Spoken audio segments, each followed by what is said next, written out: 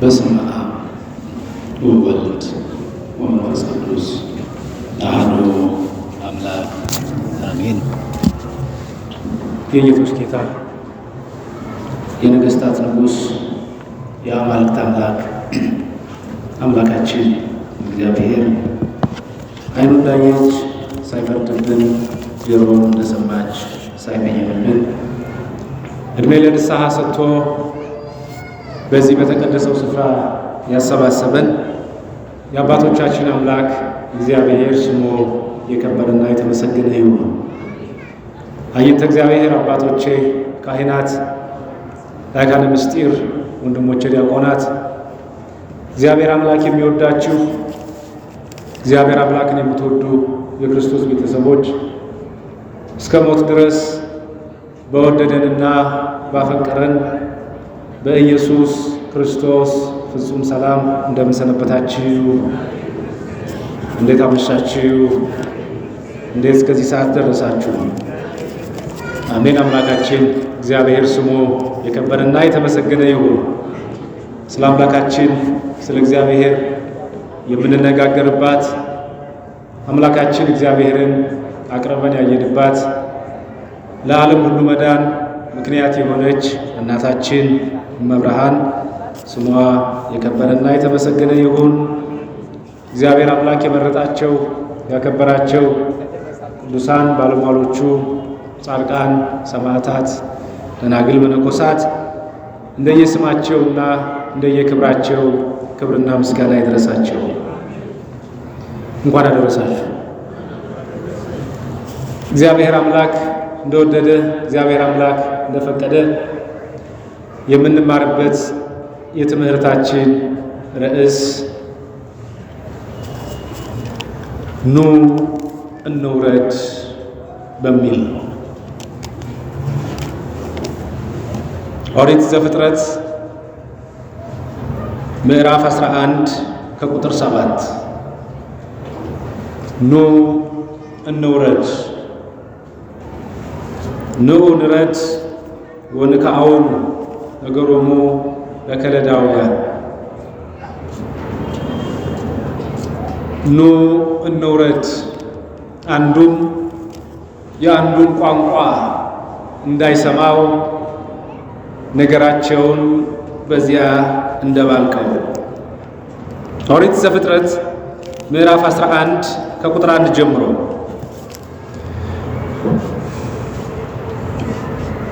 ምድር ሁሉ በአንድ ቋንቋና በአንድ ንግግር ነበረች። ከምስራቅ ተነስተው በሄዱ ጊዜ በሰናዖር ምድር አንድ ሜዳ አገኙ፣ በዚያም ተቀመጡ። እርስ በርሳቸውም ኑ ጡብ እንስራ፣ በእሳትም እንተኩሰው ተባባሉ። ጡቡም እንደ ድንጋይ ሆነላቸው፣ የምድርም ዝፍት ሁሉ እንደ ጭቃ ሆነላቸው። እንዲሁም ኑ ለእኛ ከተማና ራሱ ወደ ሰማይ የሚደርስ ግንብ እንስራ፣ በምድር ላይም ሳንበተን ስማችንን እናስጠራ አሉ። እግዚአብሔርም የአዳም ልጆች የሰሩትን ከተማና ግንብ ለማየት ወረደ። እግዚአብሔርም አለ፣ እነሆ እነርሱ አንድ ወገን ናቸው፣ ለሁሉም አንድ ቋንቋ አላቸው። ይህንንም ለማድረግ ጀመሩ።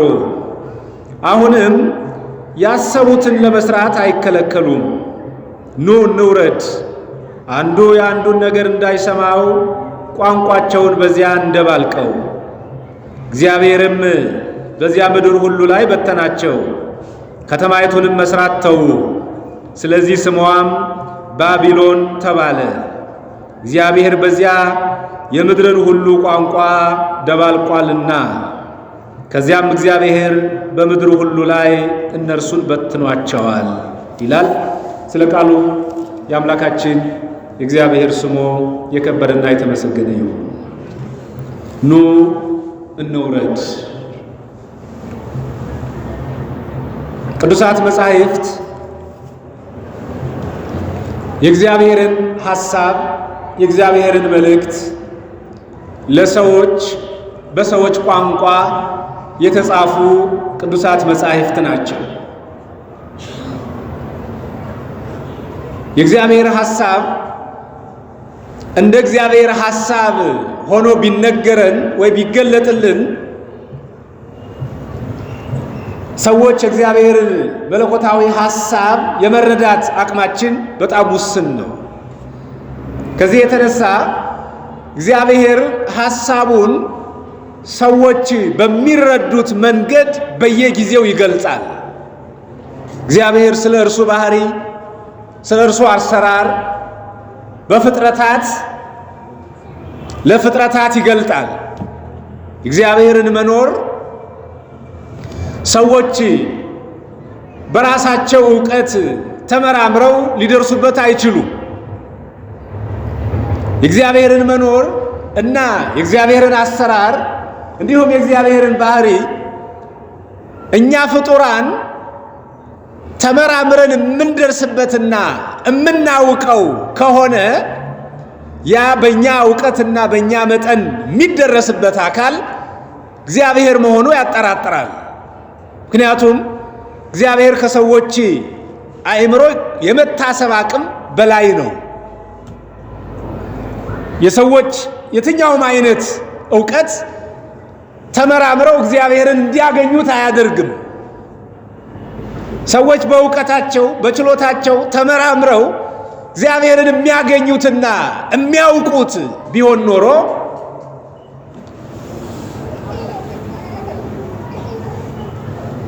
ያልተማሩትና የማያስተውሉ ሰዎች ከእግዚአብሔር ጋር የመገናኘት ዕድል አይኖራቸውም ነበር።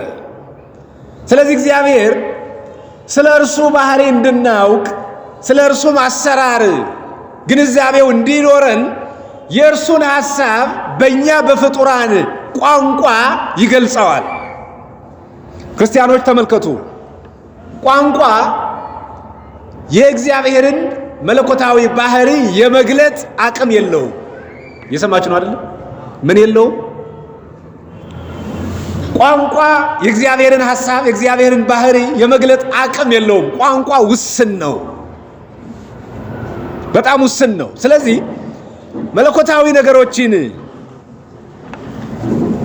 ለመግለጽ እግዚአብሔር የሰውን ሐሳብና የሰውን ቋንቋ ተጠቅሞ እኛ እንዲገባን እኛ እንድንረዳው ስለ እርሱ የተወሰነ የማወቅ ፍንጭ እንዲኖረን ያደርጋል። አሁን ለምሳሌ ተመልከቱ። እግዚአብሔር በባህሪው የሚመገብ አምላክ አይደለም። እግዚአብሔር አይበላም፣ አይጠጣም። እግዚአብሔር አይቆምም፣ አይቀመጥም። እግዚአብሔር አይሄድም፣ አይመጣም። እንደዚህ አይነት ቃላት ለእግዚአብሔር አይነገሩለትም። እግዚአብሔር በላ አይባልም፣ ጠጣ አይባልም። እግዚአብሔር አየ፣ እግዚአብሔር ቆመ፣ ተቀመጠ አይባልም። ነገር ግን በቅዱሳት መጻሕፍት ውስጥ እንደዚህ አይነት ቃላት ተጠቅሰው ተገልጠው እናገኛለን። ለምሳሌ እግዚአብሔር በኦሪት ዘፍጥረት ምዕራፍ 18 ከቁጥር 1 ጀምሮ በአብርሃም ቤት ገባ፣ በአብርሃም ቤት ተቀመጠ፣ በአብርሃም ቤት በላ፣ በአብርሃም ቤት ጠጣ ተብሎ ይነገርለታል። እግዚአብሔር በአብርሃም ቤት ውስጥ ገብቶ መስተናገዱን ከአብርሃም ጋር መነጋገሩን እኛ በሚገባን ቋንቋ ለመግለጥ እግዚአብሔር የሰውን ቋንቋ ተጠቀመና በላ፣ ጠጣ፣ ተቀመጠ፣ ተነሳ አልንለት ማለት ነው እንጂ እግዚአብሔር እንደዚያ እንደምንለው አይነት ባህሪ ኖሮት አይደለም። ይህንን እንደ መነሻ የምናነሳው ለምንድን ነው? አሁን በትምህርታችን ርዕስ ውስጥ ያነሳ ነው እግዚአብሔር ኑ እንውረድ አለ ነው የሚለው። ከለዳውያን ባቢሎናውያን በጊዜው ይሰሩት የነበረውን የክፋት ሥራ፣ የተንኮል ሥራ፣ የትዕቢት ሥራ፣ የአመፅ ሥራ እግዚአብሔር እንዳልወደደው እግዚአብሔር ዓላማቸው በተንኮልና በክፋት መሆኑን እንደተረዳው እንደመረመራቸው ለመግለጽ እግዚአብሔር ኑ እንውረድ አለ የሚል ቃል አንስተናል። እንግዲህ ክርስቲያኖች ተመልከቱ፣ ለእግዚአብሔር መውጣትና መውረድ የለበትም። ለእግዚአብሔር መውረድ ወደ ላይ መሄድ የለበትም። ነገር ግን ኑ እንውረድ ብሎ እግዚአብሔር ተናገረ።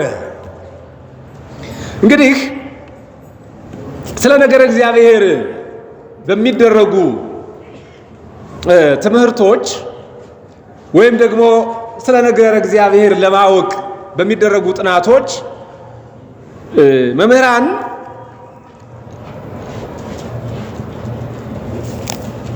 ወደ 3 አይነት አመለካከቶችን እንዳሉ ይናገራሉ።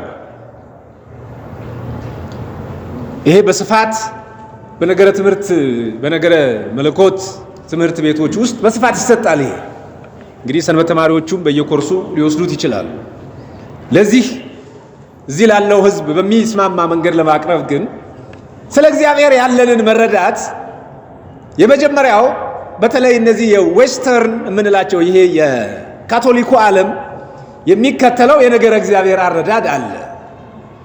ይሄኛው አረዳድ እግዚአብሔርን እኛ በአቅማችን በእውቀታችን መጠን በችሎታችን እግዚአብሔርን አጥንተን ልንደርስበትና ልናውቀው እንችላለን የሚል አመለካከት አለ። የሰማችሁ ነው? ምን ልንለው እንችላለን? እኛ እግዚአብሔርን በእውቀት ልናጠናው እንደ ባዮሎጂ፣ እንደ ኬሚስትሪ፣ እንደ ፊዚክስ ስለ እግዚአብሔርም አጥንተን እግዚአብሔርን ልናውቀው እንችላለን ይላሉ። በእንግሊዘኛው ምን ይሉታል? ይሄ ቲዮሎጂ የሚለውን ቃል ሲተረጉሙም ቲዮ ማለት እግዚአብሔር ማለት ነው። ሎጂ ማለት ደግሞ ስተዲ ማለት ነው። ስተዲ ባዮሎጂ ስትሉ ምን ማለት ነው? ባዮሎጂ ስተዲ አባውት ዘ ሊቪንግ ቲንግስ ሕይወት ስላላቸው ነገሮች ማጥናት እንደምትሉት ቲዮሎጂ የሚለውንም ስለ እግዚአብሔር ማጥናት ማለት ነው ይሉና እኛ ሰዎች እግዚአብሔርን የምናጠናው አጥኚዎች ተመራምረን ፈልገን የምናውቀው እርሱ እግዚአብሔር ደግሞ እንደ አንድ ተጠኚ አካል ወይም እንደ ኦብጀክት የሚጠና ስለዚህ በእኛ በእውቀታችን መጠን ተመራምረን ፈልገን እግዚአብሔርን ልናውቀው እንችላለን የሚል አመለካከት ያላቸው ሰዎች አሉ።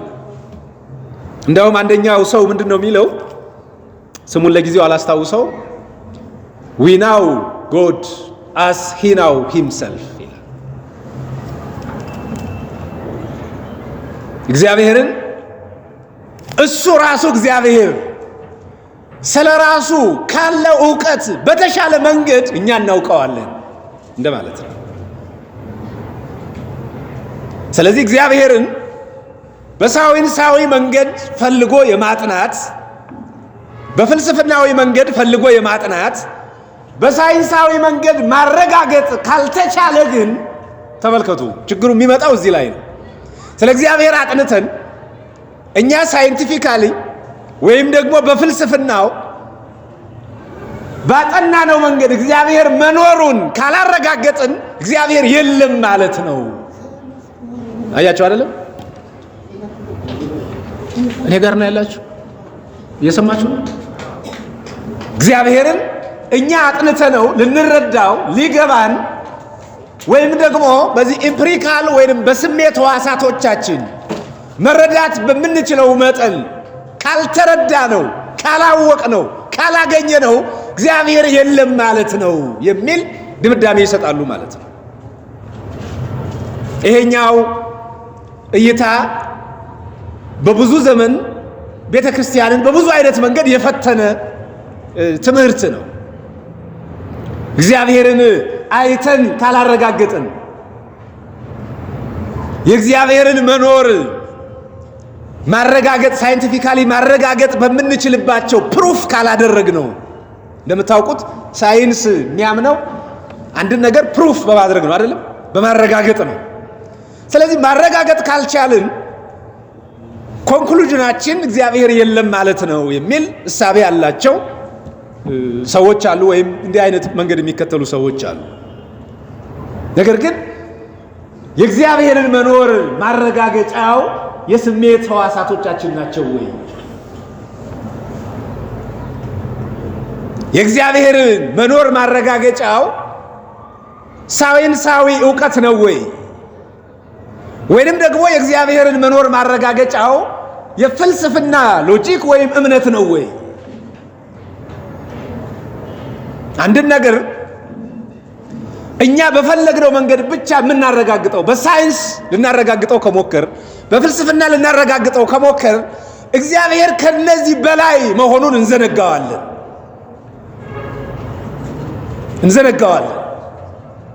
እንዲሁም ደግሞ የእግዚአብሔር ሁሉን ቻይነት ጥያቄ ውስጥ ይገባል። ክርስቲያኖች ተመልከቱ። እግዚአብሔርን በስሜት ሕዋሳቶቻችን ብቻ መኖሩን የምናረጋግጥ ከሆነ፣ በሳይንስ ለማረጋገጥ የምንሞክር ከሆነ እግዚአብሔር በሳይንስ የሚረጋገጥ ውስን የሆነ አካል ነው ማለት ነው። ውስን የሆነ አካል ነው። ስለዚህ እግዚአብሔር ከነዚህ ከምንላቸው የማረጋገጫ መንገዶች በሙሉ የተለየ ነው፣ የወጣ ነው። ታዲያ ስለ እግዚአብሔር የምናውቀው ወይም ደግሞ መኖሩንስ የምናረጋግጠው በምንድን ነው? በምን አይነት እይታ ነው ካል፣ ሁለተኛው ይሄ ኦሪየንታል ኦርቶዶክስ የምንላቸው አብያተ ክርስቲያናት የሚከተሉት የእይታ መንገድ አለ። ይሄኛው ምንድን ነው? እግዚአብሔር እርሱ ራሱ ለፍጡራን ራሱን በገለጠበት መንገድ እናውቀዋለን። የሰማችሁ ነው አይደለም? ምን ባለበት? እሱ ራሱን በገለጠበት መንገድ። እግዚአብሔርን ማንም በምርምር ሊያገኘው አይችልም። በመጽሐፍ ቅዱስ ውስጥም እግዚአብሔርን አገኙ ተብሎ የተጠቀሰላቸው አባቶች እግዚአብሔርን በየዋህነት ፈለጉት። በመጨረሻም እሱ ራሱ እግዚአብሔር ማንነቱን ገለጠላቸው እንጂ ማንም እግዚአብሔርን ፈልጎ ያገኘው የለም። አባታችን አብርሃም እግዚአብሔርን ለማግኘት ሞክሯል። በዙሪያው የነበሩ ጣዖታትን እየጠየቀ እውነት አንተ ፈጣሪ ከሆንክ አናግረኝ፣ እውነት አንተ ፈጣሪ ከሆንክ ምትሰማኝ ከሆነ መልስ ስጠኝ እያለ አባታችን አብርሃም ጣዖታትን ጠይቋል። የአብርሃም ጥያቄ መጠየቅ የአብርሃም እግዚአብሔርን ለማግኘት ስለ እግዚአብሔር ለማወቅ ያደረገው ጥረት በመጨረሻ እግዚአብሔር እንዲገለጥለት አደረገው እንጂ አብርሃም እግዚአብሔርን ፈልጎ አላገኘውም። ፍለጋ የለውም። ክርስቲያኖች፣ የእግዚአብሔር ልጆች፣ ስለ እግዚአብሔር የምናውቃት ትንሿ እውቀት፣ ስለ እግዚአብሔርም የምንናገራት ትንሿ ነገር እሱ ራሱ እግዚአብሔር ለኛ የገለጣት ናት። ወንጌላዊው ቅዱስ ዮሐንስ በዮሐንስ ወንጌል ምዕራፍ 1 ከቁጥር 18 ላይ እንዲህ ይላል፣ እግዚአብሔርን ያየው ማንም የለም። እግዚአብሔርን ያየው ማንም የለም፣ ነገር ግን በአባቱ እቅፍ ያለው አንድያ ልጁ ተረከው እንጂ። ተመልከቱ። ስለ እግዚአብሔር አሁን የምንናገረውን ነገር፣ ስለ እግዚአብሔር አሁን የምናምነውን እምነት፣ ስለ እግዚአብሔር አሁን የምናስተምረውን ነገር ራሱ ክርስቶስ የነገረንን ነው። የክርስትና ሃይማኖት የመገለጥ ሃይማኖት ነው። የምን ሃይማኖት? የምን ሃይማኖት? የክርስትና ሃይማኖት የመገለጥ ሃይማኖት ነው። የመገለጥ ሃይማኖት ማለት እምናምነው ነገር ከራሳችን ሕሊና የነቃ ራሳችን በፍልስፍና ያመጣ ነው፣ እንዲህ ነው ብለን ያስቀመጥ ነው፣ የልባችንን መሻት የጻፍነውና የተናገርነው አይደለም። እሱ ራሱ እግዚአብሔር በቅዱሳት መጻሕፍት የገለጠው፣ እሱ ራሱ እግዚአብሔር በቅዱሳን አባቶች የገለጠው፣ እሱ ራሱ እግዚአብሔር ሰው ሆኖ ተመላልሶ ያስተማረው ነው። ጌታችን መድኃኒታችን ኢየሱስ ክርስቶስ በማቴዎስ ወንጌል ምዕራፍ 16 ላይ ለደቀ መዛሙርቱ እንዲህ ብሎ ጠየቃቸው። በፊልጵስዩስ ቂሳርያ ለደቀ መዛሙርቱ እንዲህ አላቸው። የማቴዎስ ወንጌል ምዕራፍ 16 ቁጥር 13 ኢየሱስም ወደ ፊልጵስዩስ ቂሳርያ በደረሰ ጊዜ ደቀ መዛሙርቱን ሰዎች የሰውን ልጅ ማን እንደሆነ ይሉታል ብሎ ጠየቃቸው። እነርሱም አንዳንዱ መጥምቁ ዮሐንስ፣ ሌሎቹም ኤልያስ፣ ሌሎቹም ኤርምያስ ወይም ከነቢያት አንዱ ነው ይላሉ አሉት። እርሱም እናንተስ እኔን ማን እንደሆንኩ ትላላችሁ አላቸው። ስምዖን ጴጥሮስም መልሶ አንተ ክርስቶስ የሕያው የእግዚአብሔር ልጅ ነህ አለው። ኢየሱስም መልሶ እንዲህ አለው፣ የዮና ልጅ ስምዖን ሆይ በሰማያት ያለው አባቴ እንጂ ሥጋና ደም ይሄን አልገለጠልህም። ስለ ቃሉ የአምላካችን እግዚአብሔር ስም የተመሰገነ ይሁን። አሁን ተመልከቱ ክርስቲያኖች፣ ጌታችን እኔን ሰዎች ማን ይሉኛል ብሎ ጠየቀ። አንዳንዶቹ መጥምቀ መለኮት ቅዱስ ዮሐንስ ከሞት ተነስቷል እርሱ ነው ይሉሃል አሉት። አንዳንዶቹ ደግሞ አይ ከነቢያት አንዱ ነው፣ ኤልያስ ነው ወይም ኤርምያስ ነው ሚሉ አሉ። እናንተስ ማን ትሉኛላችሁ አላቸው። በዚህ ጊዜ ቅዱስ ጴጥሮስ አንተ ክርስቶስ የሕያው የእግዚአብሔር ልጅ ነህ ብሎ በሥጋ ማርያም ተገልጦ ፊት ለፊቱ ሥጋ ለብሶ የሚታየውን ክርስቶስን አንተ የእግዚአብሔር ልጅ ነህ ብሎ የአብ ልጅ የድንግል ልጅ የድንግል ልጅ የአብ ልጅ መሆኑን ነገረው። በዚህ ጊዜ ቅዱስ ጌታችን እንዲህ አለው፣ የዮና ልጅ ስምዖን ሆይ አንተ አለት ነህ። ይሄ ምስክርነትህ ተመልከቱ፣ ይሄ ትምህርትህ ሥጋና ደም የገለጸልህ አይደለም። ሥጋና ደም ምንድን ነው? ሰዋዊ ዕውቀት፣ ሰዋዊ አስተሳሰብ፣ ሰዋዊ ትምህርት አይደለም ይሄንን የገለጠልህ። በሰማያት ያለው አባቴ ይህን ገልጦልሃል። ተመልከቱ፣ ክርስትና የመገለጥ ሃይማኖት ነው የምንለው ለዚህ ነው። ቅዱስ ጴጥሮስ ያስተማረውን፣ ቅዱስ ጴጥሮስ የሰበከውን፣ ቅዱስ ጴጥሮስ የተናገረውን ትምህርት ቅዱስ ጴጥሮስ ከራሱ አእምሮ አፍልቆ የተናገረው አይደለም። በራሱ ልብ አውጥቶ ያሰበው አይደለም። ቅዱስ ጴጥሮስ የተናገረው ትምህርት አብ የገለጠው ነው። አብ የመሰከረው ነው። ጌታችን መድኃኒታችን ኢየሱስ ክርስቶስ በሚጠመቅበት ጊዜ የማቴዎስ ወንጌል ምዕራፍ 3 የማርቆስ ወንጌል ምዕራፍ 1 ጌታችን መድኃኒታችን ኢየሱስ ክርስቶስ ከዮርዳኖስ ወንዝ ተጠምቆ በወጣ ጊዜ ድምፅ ከሰማይ መጣ፣ የምወደው የማፈቅረው ልጄ ይህ ነው እርሱን ስሙት የሚል ድምፅ መጣ። ይሄ አብ የገለጠው ነው። ስለ ክርስቶስ የተናገረው ነው ነው።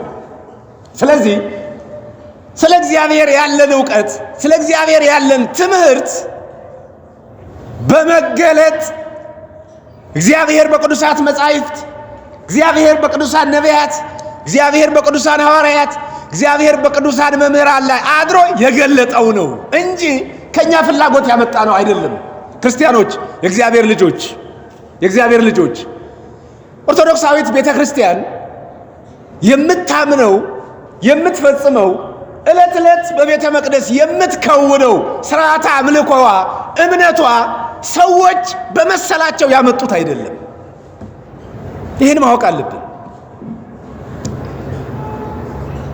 ይህን ማወቅ አለብን። በመገለጥ ላይ እግዚአብሔር ለኛ በገለጠው ላይ ማለት ነው። እግዚአብሔር ለኛ በገለጠው ላይ ሐዋርያው ቅዱስ ጴጥሮስ ስለ ጌታችን መድኃኒታችን ኢየሱስ ክርስቶስ ክብር ሲናገር በዚህ በአንደኛ ጴጥሮስ ይህንን የምንናገረውን ትምህርት በዚህ በአንደኛ ጴጥሮስ ምዕራፍ 1 ከቁጥር 16 ጀምሮ የእርሱን ግርማ አይተን እንጂ በብልሃት የተፈጠረውን ተረት ሳንከተል የጌታችን የኢየሱስ ክርስቶስን ኃይልና መምጣት አሳውቃችኋለሁ። ከገናናው ክብር በእርሱ ደስ የሚለኝ የምወደው ልጄ ነው የሚል ድምፅ መጣለት። ያን ጊዜ ከእግዚአብሔር አብ ክብርንና ምስጋናን ተቀብሏል። እኛም በቅዱሱ ተራራ ላይ ከእርሱ ጋር ሳለን ይህንን ድምፅ ከሰማይ ሲወርድ ሰማን። ከእርሱም ይልቅ እጅግ የጸና የትንቢት ቃል አለን። ምድርም እስኪጠባ ድረስ የንጋትን ኮከብ በልባችን እስኪወጣ ድረስ ሰው በጨለማ ስፍራ የሚያበራን መብራት እንደሚነጥቅ ይህንን እየጠነቀቃችሁ መልካም ታደርጋላችሁ። ይህንን በመጀመሪያ አወቁ። በመጽሐፍ ያለውን ትንቢት ማንም በገዛ ራሱ ሊተረጉም አልተፈቀደለትም፣ ትንቢት በሰው ፍቃድ አልመጣምና። ዳሩ ግን ከእግዚአብሔር ተልከው ቅዱሳን ሰዎች በመንፈስ ቅዱስ ተነድተው ተናገሩት ይላል። ተመልከቱ ክርስቲያኖች፣ የምናምነውን እምነት የምንከተለውን እውነት በልባችን በፈጠርነው ሐሳብና ተረት ሳይሆን ከገናናው ክብር በቅዱሱ ተራራ ላይ በደብረ ታቦር እግዚአብሔር አብ ለልጁ የመሰከረውን የምወደው የማፈቅረው ልጄ ይህ ነው የሚለውን ድምፅ ሰማን። ተመልከቱ። የምንከተለው እግዚአብሔር በቅዱሳት መጻሕፍት ለአባቶቻችን የገለጠውን ነው። ይህም የትንቢት ቃል ደግሞ እንዲሁ ማንም በገዛ ፈቃዱ የሚናገረው የሚተረጉመው ሳይሆን የእግዚአብሔር መንፈስ በነቢያት ላይ አድሮ በመንፈስ ቅዱስ መሪነት ያናገረው ነው። ስለዚህ የምንከተለው የምናምነው እምነት በመገለጥ ላይ እግዚአብሔር በቅዱሳት መጻሕፍት በገለጠው ላይ የተመሰረተ ነው። ስለ እግዚአብሔር ያለን ዕውቀት ከራሱ ስለ ራሱ የመጣ ነው። ያው እግዚአብሔር እንዲህ ነው እንላለን አይደለም? እግዚአብሔር በባህሪው ንጹህ ነው፣ እግዚአብሔር በባህሪው እንዲህ ነው እንላለን። እግዚአብሔር በባህሪው ንጹህ መሆኑን የት ነው ያወቅነው? በምን አወቅን? ስለ እግዚአብሔር ያሉን መረዳቶች ከምን የመጡ ናቸው ስንል ራሱ እግዚአብሔር የገለጠልን ናቸው እንጂ ማንም ሰው የእግዚአብሔር ልጆች ክርስቲያኖች እግዚአብሔር ካልገለጠለት እግዚአብሔር ራሱን በመገለጥ በቅዱሳት መጻሕፍት በመምህራን ካልተገለጠና ካልተናገረ በቀር ስለ እግዚአብሔር ማወቅ አይቻልም። የሰማችሁ ነው አይደለም? ምን ማለት አይቻልም? ምን ማለት አይቻልም? እግዚአብሔርን ማወቅ አይቻልም። እግዚአብሔርን ማወቅ የሚቻለው እርሱ በገለጠው በፈቀደው መጠን ብቻ ነው። ለምሳሌ እግዚአብሔር አኗኗሩ ምን ይመስላል?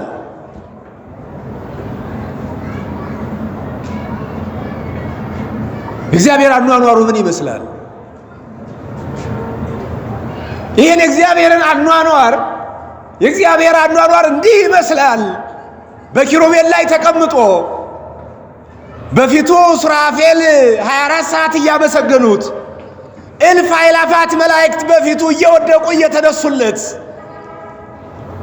ከመቅደሱ ስር የዕጣኑ ጢስ እየወጣ እያልን የምንናገረው በቅዱሳት መጻሕፍት የተጻፈውን ነው። በትንቢተ ኢሳይያስ ምዕራፍ 6 ከቁጥር 1 ጀምሮ ያለውን ነው። እግዚአብሔር በገለጠልን መጠን እናውቃለን ማለት ነው። ይሄ እንግዲህ ኦርቶዶክሳዊው እይታ የሚባለው ይሄ ነው። እሱ ራሱ ስለ ራሱ ካልገለጠ በቀር ስለ እግዚአብሔር ማወቅ የሚችል የለም። ሶስተኛው ስለ ነገር እግዚአብሔር ወይም እግዚአብሔርን ስለማወቅ ያለው እይታ በብዛት በፕሮቴስታንቱ ዓለም ያለው እይታ ነው። ይሄ እይታ ስፔኩሌቲቭ እይታ ይባላል። ምን ማለት ነው? ስለ እግዚአብሔር የመሰለንን መናገር ማለት ነው። ምን ያለንን? ምን ማለት ነው? የመሰለንን። እግዚአብሔር እንዲህ ሊል ፈልጎ ነው ይላሉ ማለት ነው።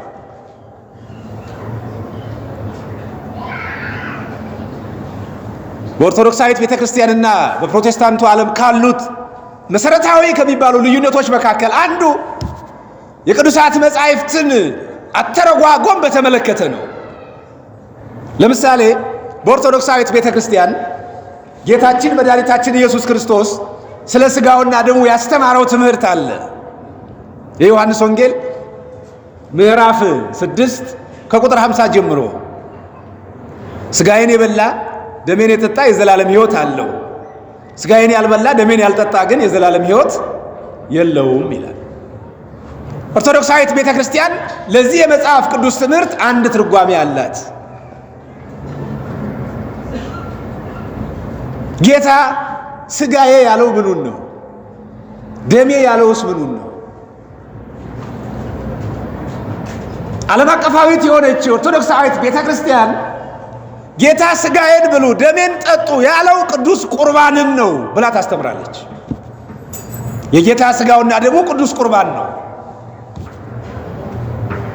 በፕሮቴስታንቱ ዓለም መምህራኖቻቸው መጽሐፍ ቅዱስን ስፔኩሌቲቭ ወይም ደግሞ በራሳቸው እይታና ግምት የመተርጎም ፍቃድ ስላላቸው አንደኛው መምህር ተነስቶ ኖ ሥጋዬን የበላ ደሜን የጠጣ ያለው ወንጌልን ነው ይላል። አይ አንደኛው ደግሞ ተነስቶ ኖ ሥጋዬን ደሜን ያለው ጥምቀትን ነው ይላል።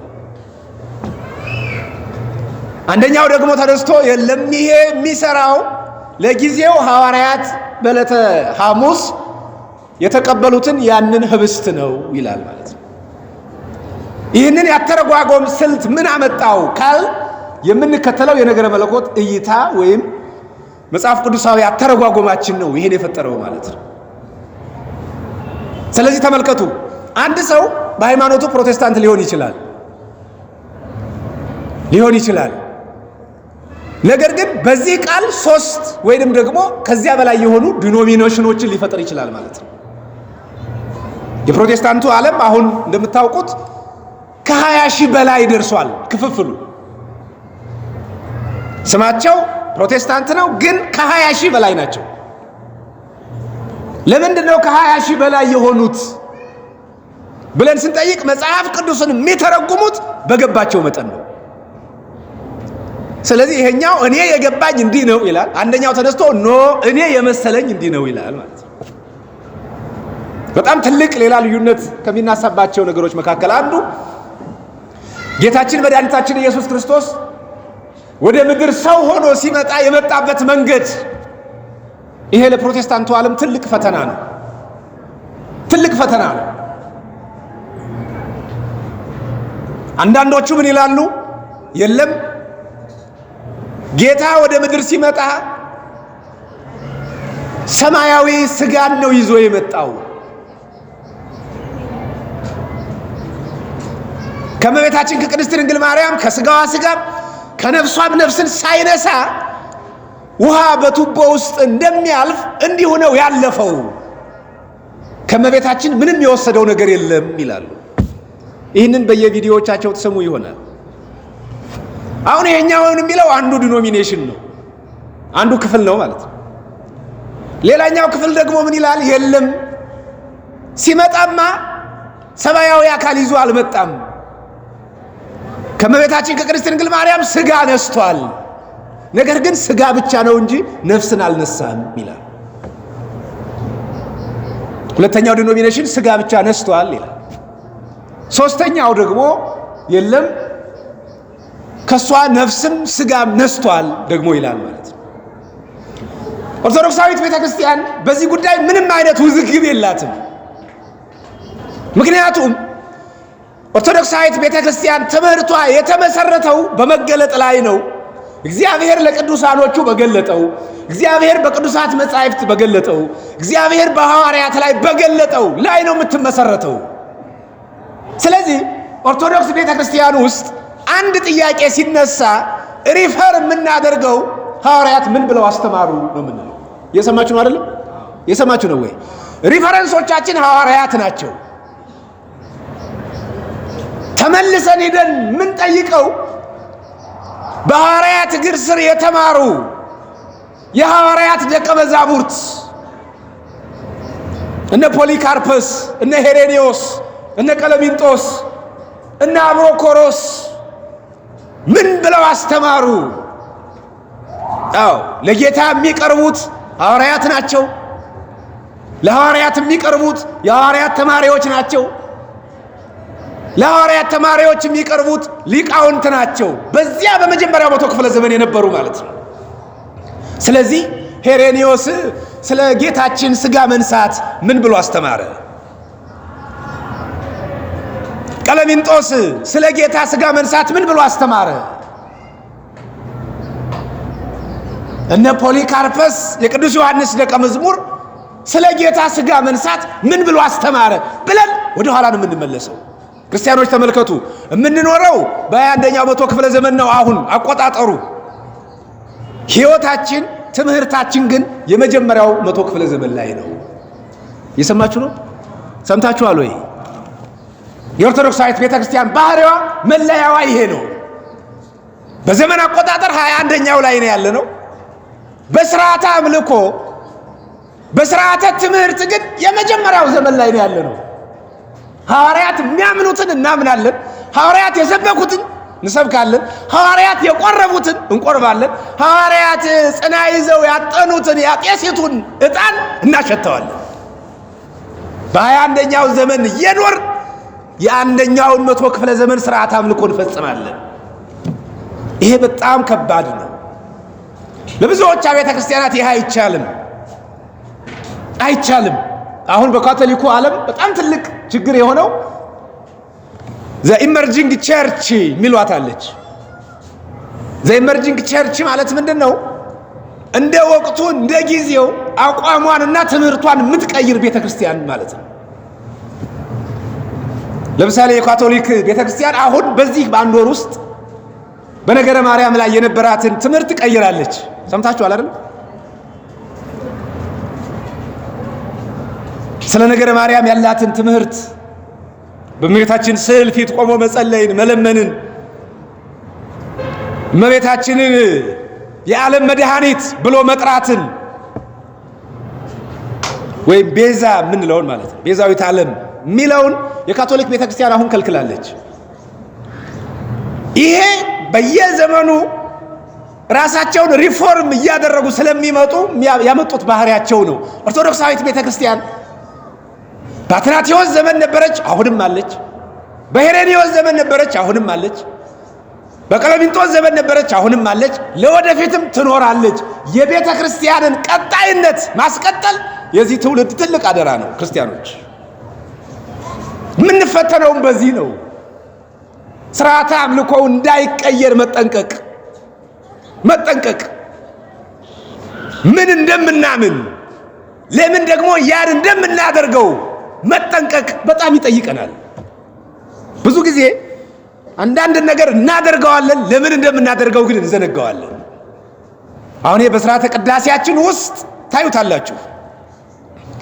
በስርዓተ ቅዳሴያችን ውስጥ እያንዳንዱ የካህናቱ እንቅስቃሴ፣ የዲያቆናቱ እንቅስቃሴ፣ የሚገቡበት፣ የሚወጡበት፣ ጧፍ የሚያበሩበት፣ ጧፍ የሚጨምሩበት ስርዓታቸው በሙሉ ከሐዋርያት ያመጣ ነው። አንድ ሰው ባለማወቅ እዚያ ላይ ቢጨምር ወይም ባለማወቅ ቢቀንስ የሚቀንሰው ከሥርዓት አምልኮ ነው የሚያጎለው። ስለዚህ ቤተክርስቲያን ኦርቶዶክሳዊት ቤተክርስቲያን ባለመለወጥ እና በቀጣይነት የጸናች ናት። እንግዲህ ስለ ነገር እግዚአብሔር ያለን አመለካከትና መረዳት ይሄ ነው። እግዚአብሔር እሱ በገለጠልን መጠን እናውቀዋለን። እርሱ በገለጠልን መጠን የእርሱን ሐሳብ በእኛ ቋንቋ ይነግረናል። ተመልከቱ ክርስቲያን፣ ይሄ በጣም ከባድ ነገር ነው። ከዚህ የተነሳ ሰዎች አንዳንድ ጊዜ በመለኮታዊ ቃላት ላይ ጥርጣሬ ሁሉ ይገባቸዋል። ተመልከቱ፣ ለምሳሌ በመጽሐፍ ቅዱስ እግዚአብሔር ተጸጸተ የሚል ቃል ተጽፏል። ሰምታችኋል? ይሄን ቃል ኦሪት ዘፍጥረት ምዕራፍ 6 ከቁጥር 1 ጀምሮ እግዚአብሔር የሰውን ልጅ በመፍጠሩ ተጸጸተ ይላል። አሁን ይሄ ተጸጸተ የሚለውን ቃል ሰዎች የሆነ ሥራ ከሰሩ በኋላ ተጸጸቱ ስንልና እግዚአብሔር ተጸጸተ ስንል ተጸጸተ የሚለው ቃል ተመሳሳይ ነው አይደለም? ነገር ግን ለሰው ስንናገረውና ለእግዚአብሔር ስንናገረው ግን ይለያያል። ለሰው ስንናገረው ባላደርገው፣ ባልናገረው፣ ባልሄድ፣ ባልሰራው አለ፣ ያን ነገር በማድረጉ አዘነ ማለታችን ነው። በቃ ወይኔ ባላደረኩት አለ ነው አይደለም? ለሰው እንደዚያ ነው። ለእግዚአብሔር ሲሆንስ እግዚአብሔር አንድን ነገር ከሰራ በኋላ አይ ይሄን ነገር ባላደርገው ጥሩ ነበረ ብሎ ያስባል? ሊያስብ አይችልም። እግዚአብሔር ይሄን ከባህሪው ነው የምናውቀው። አያችሁ አይደለም? የእግዚአብሔር ባህሪ የሚጸጸት አይደለም። የእግዚአብሔር ባህሪው አንድን ነገር ሳያስብ እንደሚሰራ ሰው፣ ቸኩሎ እንደሚሰራ ሰው፣ ተሳስቶ እንደሚሰራ ሰው ከሰራ በኋላ አይ ለምን ሰራሁት ልመልሰው እንዲል አይደለም እግዚአብሔር። ነገር ግን ተጸጸተ ተብሎ ግን ተጽፎለታል። ታዲያ እግዚአብሔር ተጸጸተ ማለት ምን ማለት ነው? አንደኛ ሰዎች እንዲገባን ነው። ተጸጸተ የሚለው የሰው ቋንቋ ነው፣ እንድንረዳው ነው። ሰዎች የሰሩትን ኃጢአት በኖህ ዘመን የነበሩ ሰዎች የሰሩት ኃጢአት ከባድ መሆኑን እኛ እንድንረዳው ነው ተጸጸተ ያለው። ሁለተኛ ደግሞ ለክብር ብዬ የፈጠርኩት የሰው ልጅ ለጥፋት ሆነ፣ ላልታሰበው ዓላማ ዋለ ማለት ነው ተጸጸተ ስንል። ነገር ግን ቃሉ ተመሳሳይ ነው። ስለዚህ እግዚአብሔርን የምንረዳው ራሱ ለእኛ በገለጠው መጠን ነው። ከዚህ የተነሳ አሁን የመጣንባትን አጠር አድርጎ ለማንሳት እግዚአብሔር የባቢሎን ሰዎች የሰሩትን ግንብ ለማየት ኑ እንውረዳል። እግዚአብሔር ኑ እንውረድ ሲል የሆነ ቦታ ላይ ወጥቶ ከዚያ ሰዎች የሰሩትን ነገር ለማየት የሚወርድ ሆኖ አይደለም። ወይም እግዚአብሔር ቁጭ ብሎ ያን ስራ ለማየት የተነሳ ሆኖ አይደለም። ወይም አንድ ቦታ ላይ ኖሮ ሌላ ቦታ ላይ የሌለ ሆኖ ወደ ሌለበት ቦታ የሚሄድ አምላክ ሆኖ አይደለም። ነገር ግን እግዚአብሔር ኑ እንውረድ፣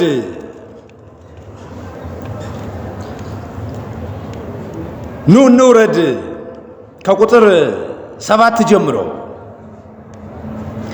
እግዚአብሔር የአዳም ልጆች የሰሩትን ከተማና ግንብ ለማየት ወረደ። እግዚአብሔርም አለ ኑ እንውረድ፣ አንዱ የአንዱ ነገር እንዳይሰማው ቋንቋቸውን እንደባልቀዋል ይላል። ክርስቲያኖች ተመልከቱ። አሁን እናንተን ልጠይቃችሁ ነው። ግንብ መስራት አሁን የዚህ የባቢሎን ሰዎች የሰሩት ግንብ ነው። ዛሬ በጠዋት ተምራችሁት ሊሆን ይችላል። ዛሬ አጋዕዝተ ዓለም ቅድስት ሥላሴ የሰናዖር ሰዎች ላይ ይህንን ተአምር ያደረጉበት ዕለት ነው የሚነገረው።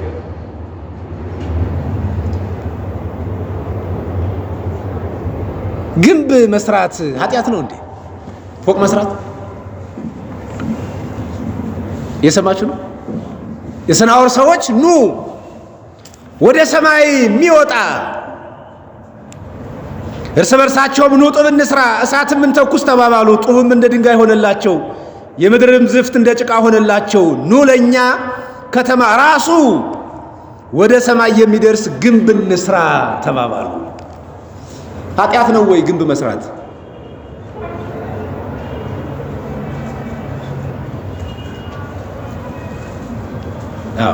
ጥፋቱ ግንብ መስራታቸው አይደለም፣ የሰሩበት ዓላማ ነው ጥፋቱ። የሰሩበት ዓላማ ኑ ራሱ ሰማይ የሚደርስ ግንብ እንስራ ተባባሉ። ለምንድን ነው ይሄን ያሉት? ተመልከቱ ክርስቲያኖች፣ ከዚያ ወደ ኋላ ያሉትን ምዕራፎች መለስ ብላችሁ ስታነቧቸው እግዚአብሔር አምላክ የሰው ልጆች በሰሩት ሥራ ተቆጥቶ በኖህ ዘመን የነበሩ ሰዎችን ከጥፋት ውሃ እንዳጠፋቸው ተገልጧል በመጽሐፍ። የእነዚህ ሰዎች ሐሳብ ምንድን ነው?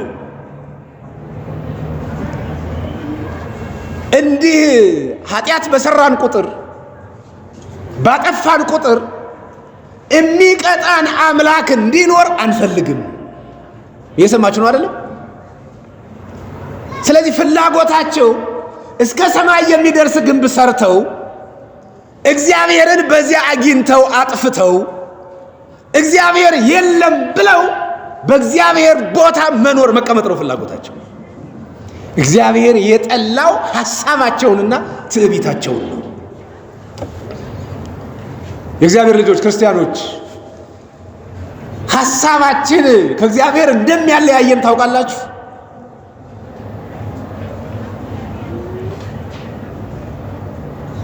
አንድን ነገር ያደረግንበት ምክንያት ማለት ነው።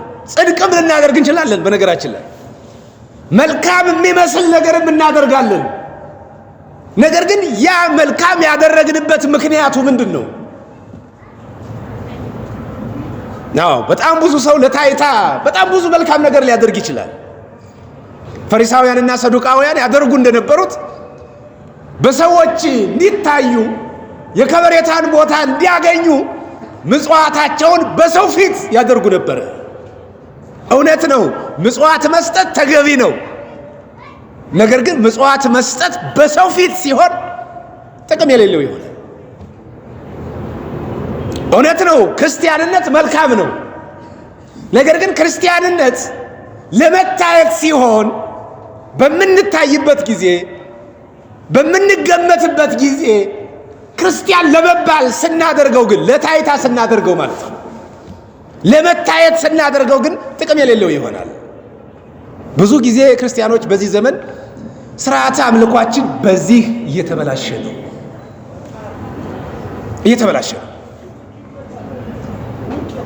ጸሎት የሚያደርጉ ሰዎች በአንድ እጃቸው የጸሎት መጽሐፍ ይይዛሉ፣ በአንድ እጃቸው ስልክ ይይዛሉ፣ ፎቶ ይነሳሉ። በጣም የሚገርም እኮ ነው። ክብረ በዓል የሚያከብሩ ሰዎች የሚመጡት ለክብረ በዓሉ አይደለም። በክብረ በዓሉ ላይ እግዚአብሔር በረከት ስለሚሰጥ ሊባርኩ የሚወጡ ታቦታት ስለሚባርኩ በማመስገናችን በማስቀደሳችን እንደምንባረክበት በማመን አይደለም። አሁን የበዓል አከባበር ሌላ መንፈስ አለው። ሌላ ሰዎች ስርዓተ አምልኮ የሚፈጽሙት ለመታየት ነው። ለመታየት ክብረ በዓሉ ገና ሳያበቃ ሚዲያውን በሙሉ ሰዎች ይቆጣጠሩታል። ለመታየት ነው የምናደርገው፣ ለመታየት። በጣም የሚገርማችሁ የኢትዮጵያ ቤተክርስቲያን በስርዓተ አምልኮ በመጋረጃ ውስጥ የምትፈጽማቸው ስርዓቶች አሉ። ለምሳሌ ምዕመናን መልሱ እስኪ። ቅዳሴው ሲጀመር አሃዱ አብ ቅዱስ ተብሎ መቀደስ ሲጀምር አሃዱ አብ ቅዱስ የሚለውን ቄስ አይታችሁ ታውቃላችሁ? መጨረሻ ላይ እግዚኦ መሐረነ ክርስቶስ ሲባል እግዚኦ መሐረነ ክርስቶስ የሚለውን ቄስ አይታችሁ ታውቃላችሁ ወይ? አታውቁም። ለምንድን ነው የማታዩት? ስርዓቱ የሚፈጸመው መንጦላይት ውስጥ ነው፣ መጋረጃ ውስጥ ነው። አይተናቸው አናውቅም። ሀበነ ንበር ሲባል ማንም ሰው አያይም። አሁን ግን ምን ሆነ? ቤተ ክርስቲያኒቱ በመጋረጃ ከልላ ጻኡ ንዑሰ ክርስቲያን ብላ የክርስቲያን ታናናሾች ውጡ ብላ አስወጥታ የምትፈጽመውን ምስጢር እኛ ምን አደረግነው? አሁን እዚያው ቤተ መቅደሱ ውስጥ አሃዱ የሚለው ቄስ በአንድ እጁ ካሜራ ይዞ በአንድ እጁ ማይክ ይዞ ራሱን አሃዱ እያለ ቀርጾ እዚያው ቅዳሴ ውስጥ እያለ ወደ ውጭ ልከዋል። በጣም የሚገርም እኮ በጣም እግዚኦ መሐረነ ክርስቶስ እያለ ቆሞ ካህኑ መንበር ውስጥ ሆኖ ፎቶ ተነስቶ ራሱ ውስጥ ያለው ይልከዋል ማለት ነው። በጣም የሚያሳዝን ማለት ነው። እውነት ነው። ቅዳሴውን እንቀድሰዋለን፣ ኪዳኑ ይደርሳል፣ መዝሙሩ ይሄዳል፣ ስብከቱ ይሰጣል። ግን የምናደርጋቸው ነገሮች ቀጥታ እኛና እግዚአብሔር እንድንገናኝባቸው ብቻ አይደለም። ለታይታ የምናደርጋቸው ነገሮች አሉ። ለታይታ የምናደርጋቸው የሰናዖር ሰዎች ያደረጉት ይሄንን ነው። ኑ እስከ ሰማይ የሚደርስ ግንብ እንስራ፣ ራሳችን ከፍ እናድርግ፣ በምድር ሳለን ስማችንን እናስጠራዋሉ። ዋያችሁ፣ የሰው ልጅ በዚህ ምድር ሲኖር የተፈጠረበት ዓላማ እግዚአብሔርን ማስጠራት ነው። በሰውነቱ ላይ በእርሱ ላይ እግዚአብሔር ከብሮበት እግዚአብሔር ነግሶበት ሰውነቱን እንደ መሳሪያ አድርጎ እግዚአብሔር ተጠቅሞበት እንድንኖር ነው።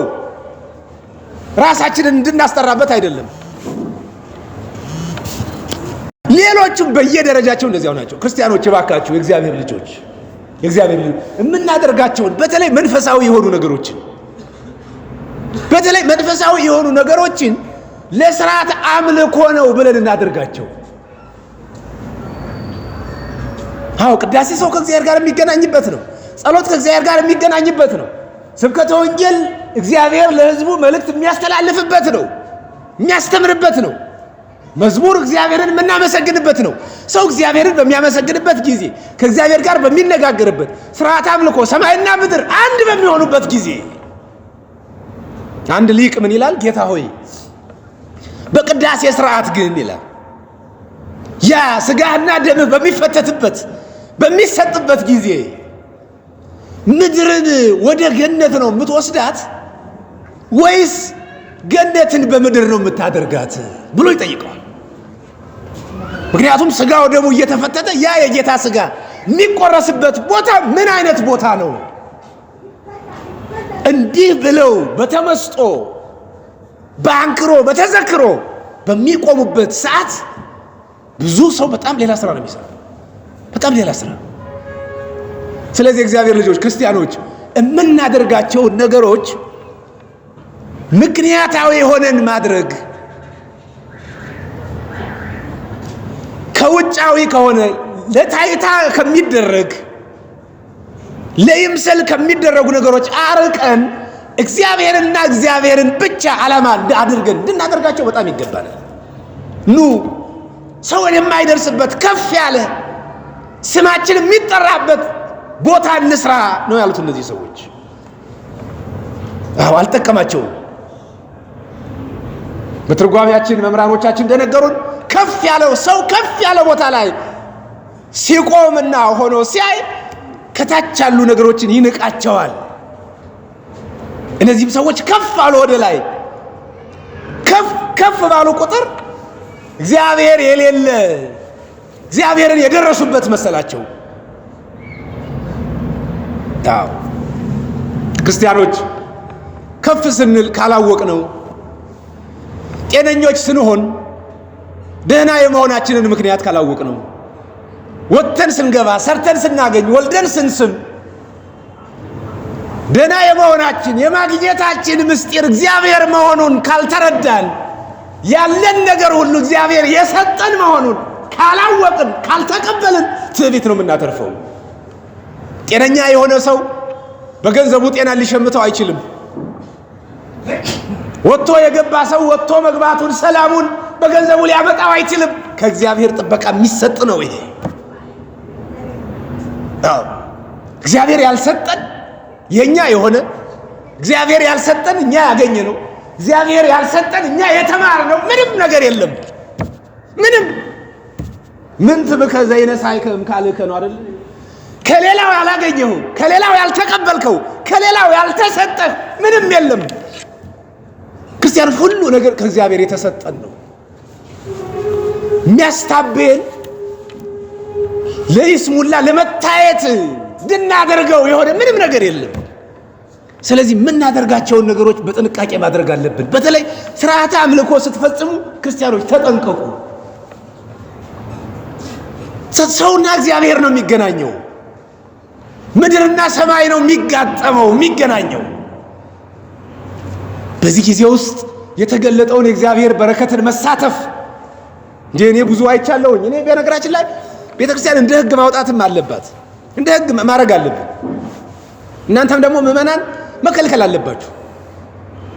ስርዓተ ቅዳሴ ላይ፣ ስርዓተ አምልኮ ላይ ሰው ሲያወራ በሰርግ ጊዜ በእንዲህ አይነት ጊዜዎች ምዕመናን ቅዱስ ቁርባኑን ሲቀበሉ የሚቀርጹ ሰዎች አሉ። እኔ በጣም ይገርመኛል። ተጋቢዎች ሙሽሮች ራሳቸው አሁን ቅዳሴው ምን ያደርግላቸዋል? በቪዲዮ የሚቀርጸው ቅዳሴ በቃ ካሜራማን ቄስ የሆነ ነው የሚመስለው። መቅደስ መግባት ነው የሚቀረው። ስለዚህ በጣም መጠንቀቅ አለባችሁ ክርስቲያኖች፣ እግዚአብሔር ልጆች። የምናደርጋቸውን ነገሮች ተጠንቅቀን ለእግዚአብሔር እንዴ በነገስታት ፊት ምድራዊ በሆኑ ቢሮ ኃላፊዎች ፊት ስንቆም ተጠንቅቀን አይደለም የምንቆመው? ቀድመን ኧረ ስልኬ እንዳይጠራብኝ ቢሮ መሃል አይደለም የምንለው? ስብሰባ መሃል ስልኬ እንዳይጠራ አይደለም የምንለው? ታዲያ እግዚአብሔር ፊት ቆመን እንዴት እንድናደርጋለን? መጠንቀቅ አለብን ለአምልኳችን። አንዳንድ ሰው ያነሳና ስልኩን ቆይ ጸሎት ላይ ነኝ ቆይ ይላል፣ ቆይ ቅዳሴ ላይ ነኝ ይላል። አንተ ወደ ቤተክርስቲያን የምትመጣ ከሆነ ካወቅ በቃ ስልክህ መጥራት የለበትም፣ ሌላ ወሬ ማውራት የለብንም። እንደዚያው እነዚህ ሰዎች ለስማቸው ለመታየት ያን አደረጉ። እግዚአብሔር ምን አደረገ? ኑ እንውረድ። አንዱ ያንዱን ቋንቋ ያንዱን ነገር እንዳይሰማው ንግግራቸውን ቋንቋቸውን ደባልቀው አለ። ክርስቲያኖች ለዓለም ሁሉ ቋንቋ መደባለቅ ምክንያቱ ትዕቢት ነው፣ ማስመሰል ነው፣ ራስን ከፍ አድርጎ ማየት ነው። ይሄው ያኔ የተለያየ ቋንቋ እስከዛሬ አለ። ያኔ የተፈጠረ በቋንቋ አለመግባባት እስካሁን አለ።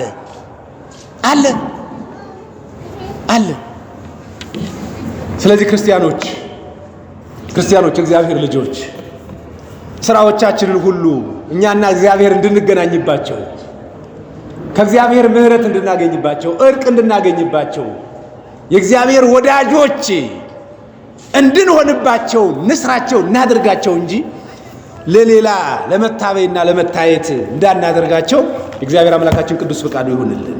ያስተማረን የመከረን እግዚአብሔር ስሙ የከበረ የተመሰገነ ይሁን።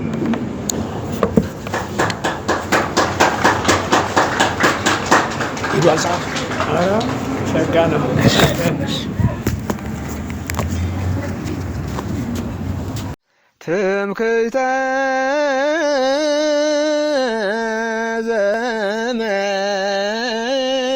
ዘመድነ ትምክህተ